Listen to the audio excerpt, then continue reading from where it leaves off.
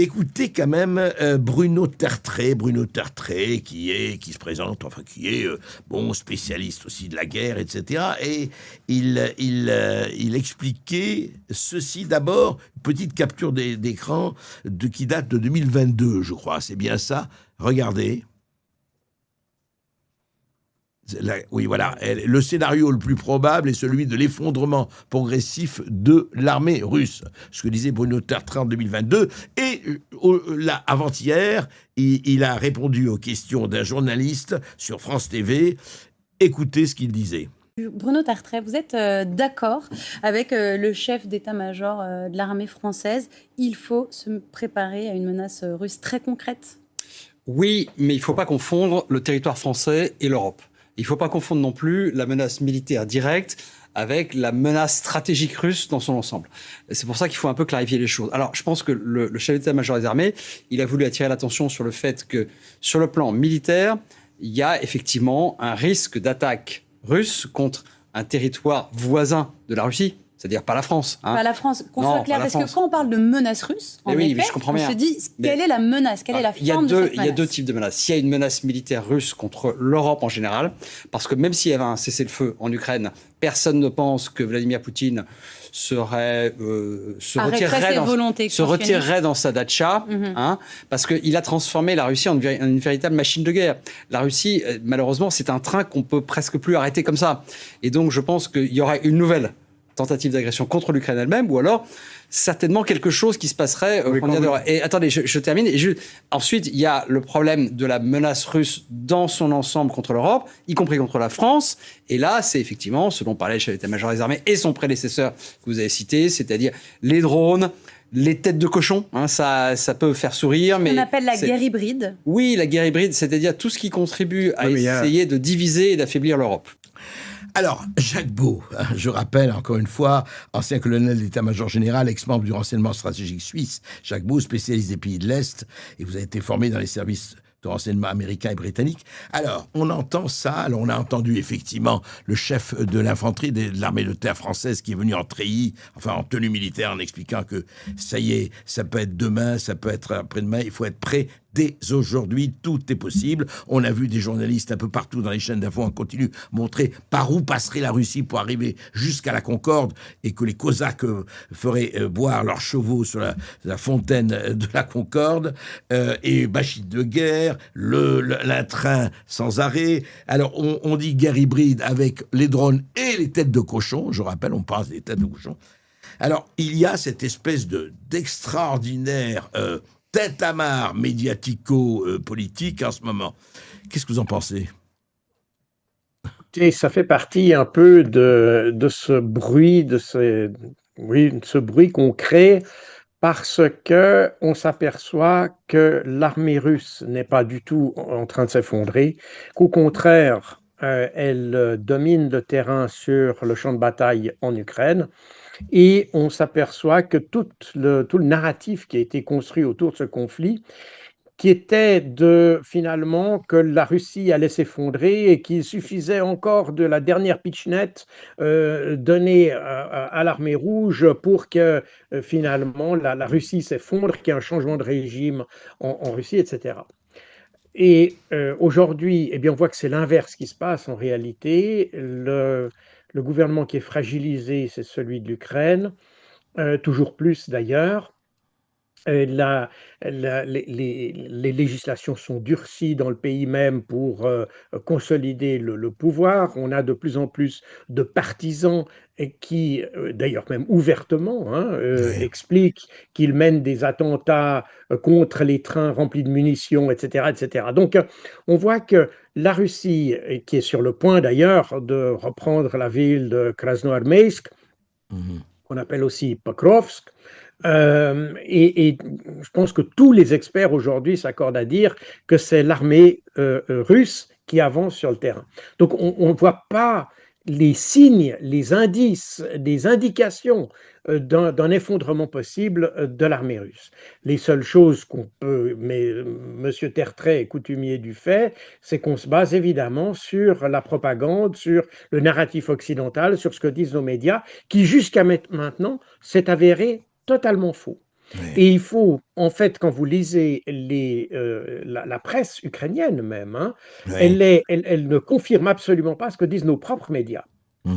Et donc, on a là une différence de perception qui est manifestement manipulée en Occident, d'une manière ou d'une autre, peut-être par une démarche collective, peut-être parce que certains le veulent, j'en sais rien. Toujours est-il qu'il y a une désinformation assez profonde sur cette question qui joue en réalité en défaveur de l'Ukraine.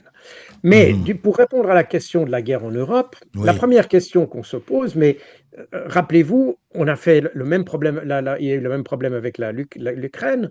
Quel est l'objectif d'un conflit? Quel est l'objectif Ouais. des interventions? Les Mhm. Russes ont toujours montré une extrême systématique dans leur approche de la guerre. Et ils ont toujours fixé des objectifs extrêmement précis, avec lesquels on peut être d'accord ou pas, ça c'est D'autres une autre choses, oui. question, Mhm. mais il y a des objectifs. Quels pourraient être les objectifs de la Russie pour venir attaquer l'Europe? Mhm. Et même si on admet, parce que évidemment on est toujours gêné quand on dit ça, même M. Tertrais dit oui, on imagine difficilement qu'ils arrivent à Paris. Bon, Ouais. très bien. Mais, mais il y a quand même une guerre. Dans quel but? Quel est l'intérêt? Oui, est-ce Admettons. que c'est de conquérir l'Europe, enfin d'arriver jusqu'à Paris ou ailleurs? Enfin, c'est Mais non, mais ça n'a ça. aucun sens. Ouais. Si vous voulez venir à Paris, et d'ailleurs la France connaît bien ça, enfin quoique il y a eu beaucoup de gens qui ont collaboré avec les Allemands pour les aider à occuper, mais, Certes, certes. mais la problématique de venir attaquer la France, l'Allemagne, que sais-je, Ouais. c'est pas tellement d'attaquer, c'est d'occuper après.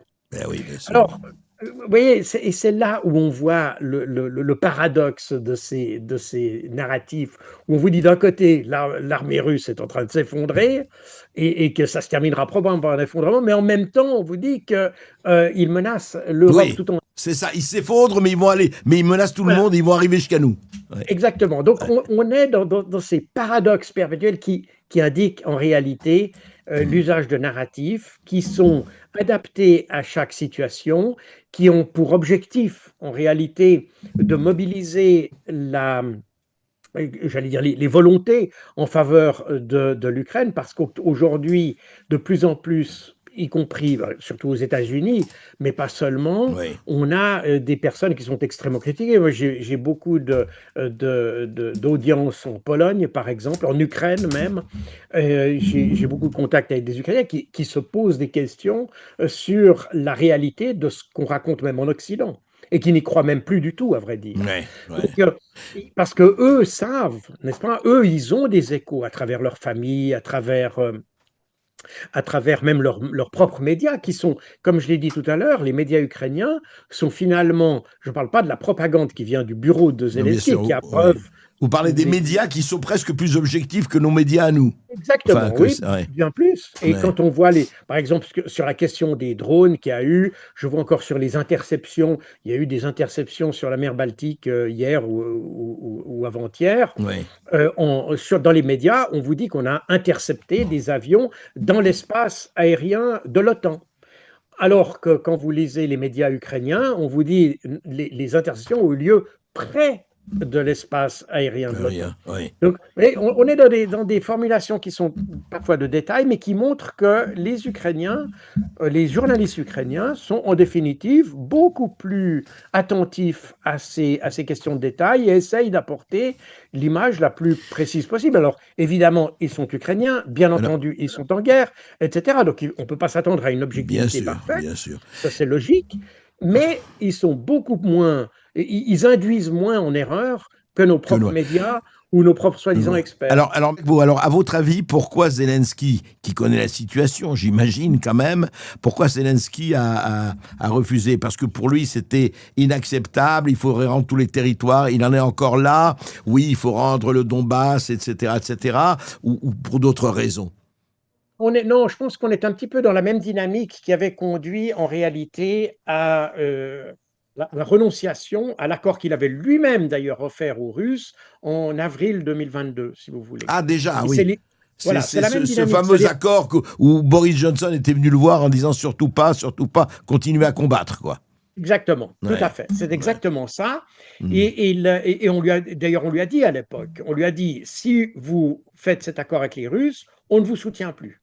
Ouais, c'est ça. Donc, si vous voulez, Oui, mais la on a mis situation n'est plus la Zelensky. même. Jacques Beau, la situation n'est plus la même entre Non, elle n'est 2022 et plus la même. 2025. Ah ouais. Mais c'est le même principe, c'est-à-dire que Zelensky a toujours le sentiment qu'on l'aidera dans la mesure Ouais. où il tiendra tête à la Russie. C'est-à-dire qu'il Hmm. ne doit faire aucune concession à la Russie, sans quoi on ne l'aidera plus du tout. Mais les C'est Américains, il n'a d'ailleurs ce pas que lui compris. ont dit Mais, les Européens. oui, mais c'est pas ce que lui a dit Trump.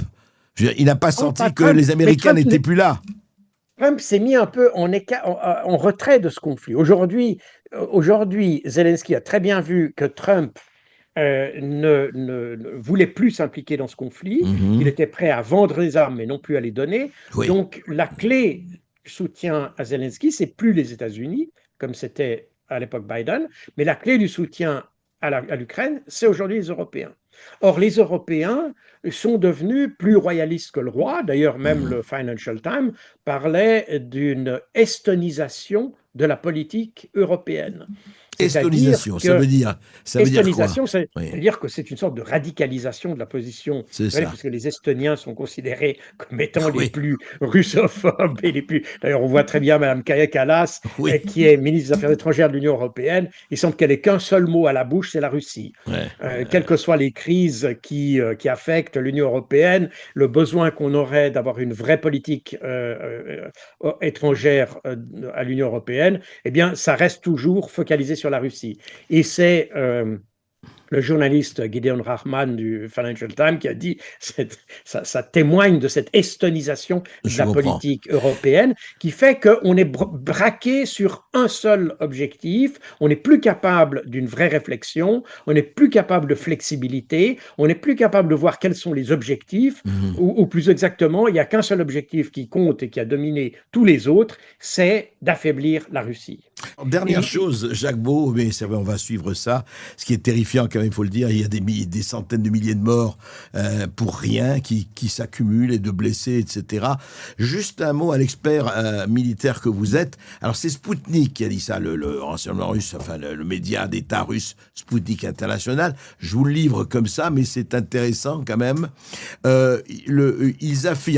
Ils affirmeraient, le SVR, le service de renseignement extérieur russe, le SVR, affirme que la France préparerait l'envoi d'un contingent d'environ 2000 soldats, principalement issus de la Légion étrangère, actuellement stationnés dans les zones frontalières de la Pologne, pour être redéployés vers le centre de l'Ukraine. Motivation prêtée à Macron, je dis encore une fois avec beaucoup de conditionnels. Le président Emmanuel Macron souhaiterait marquer l'histoire comme chef militaire après avoir échoué à résoudre des difficultés politiques, etc. à l'intérieur. On en a parlé.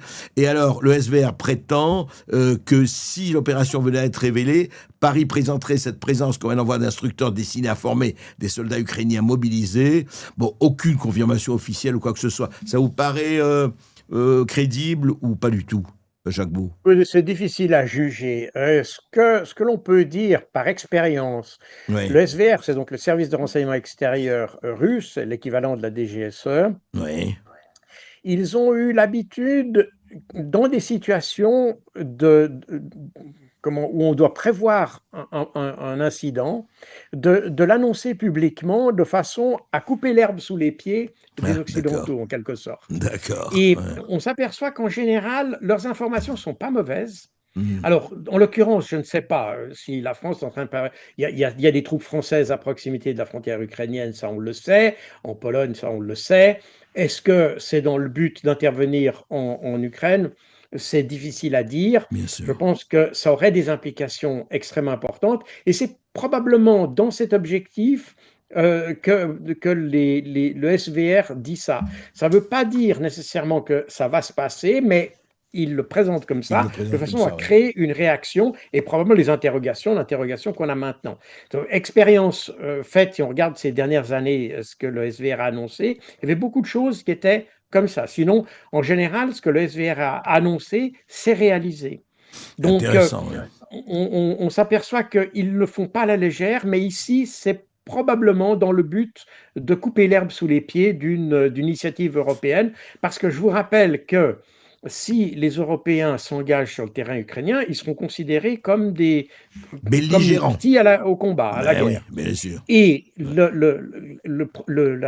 comment dire, le pari des Occidentaux, des Européens, c'est que si leurs armées étaient prises à partie, eh bien, les Américains viendraient à leur rescousse. Et donc, Paris risqué, pari très risqué, très risqué. Ouais. mais de nouveau, on ne sait jamais avec Bien sûr. Trump, hein, tout est possible, Bien et c'est sûr. probablement pour susciter ce genre de réflexion que Ouais. le SVR lance ce genre de ballon d'essai. Enfin, maintenant je dis ballon d'essai, je ne sais pas sur quoi il s'appuie pour dire Ouais. ça, Vous mais voyez, voilà. on va des drones et des têtes de cochon attribués aux Russes jusqu'au ballon d'essai, effectivement, prêcher le vrai pour empêcher. C'est Oui, quand même... les drones, il y a absolument aucun drone qu'on a vu dont on a pu déterminer Ouais, qu'il venait de bah Russie. ouais, si. Et le plus Ça, souvent, c'est d'ailleurs, sûr, ça, à votre avis. oui, Ouais. c'est sûr qu'on Hmm. on n'a pas pu attribuer D'accord, l'origine de ces drones. d'accord. Certains, on a pu attraper, mais c'était des gens comme vous et moi, probablement des gens un peu plus facétieux que nous et qui allaient s'amuser pour aller tenter le diable autour d'aéroports, des choses qu'on voit. Vous savez, aux États-Unis, par année, il y a 600 000 occurrences de gens qui viennent s'amuser avec des drones autour d'aéroports. D'accord, oui, ça fait 600 pas 000 mal. par année, Ça fait pas mal, oui, c'est vrai. juste autour des aéroports. Ouais. Alors, on peut s'imaginer qu'en Europe, ce ne soit pas très, très différent. Simplement, aujourd'hui, on jette un coup de projecteur sur ces choses-là. On dit c'est les Russes, Bah mais oui. en réalité, ce n'est pas du tout. Bah, D'ailleurs, les services de renseignement danois qui ont été, vous savez que le Danemark a été, entre guillemets, ciblé par les drones, eh bien, les services de renseignement danois ont avoué très officiellement qu'ils étaient incapables d'attribuer à la Russie la ouais, présence c'est ça. de ces drones. Ah, Et que certains drones qui ont été, enfin, drones entre guillemets, qui ont été détectés, notamment sur l'aéroport de Copenhague, étaient en fait, selon la police danoise, très vraisemblablement un ULM qui s'entraînait, donc, mais qui a été confondu tout à fait. avec un drone. En tout Donc cas, voilà, guerre des faux semblants, guerre des fausses voilà, on est un informations, peu ça, et guerre puis du on fake essaye news. de Ouais. monter en épingle des événements qui sont probablement réels d'ailleurs, hein, je ne dis Bah pas qu'il n'y ouais, a pas bien sûr. d'incident avec les drones, mais on les monte en épingle et on pointe du doigt la Russie. C'est ce qu'on avait fait avec Nord Stream, c'est ce qu'on a fait avec les ruptures de câbles dans la mer Baltique. On a chaque fois pointé du doigt la Russie, et puis chaque fois qu'on a arrêté les navires pour savoir si ça avait été intentionnel ou pas, eh bien les Finlandais, Et puis les Suédois.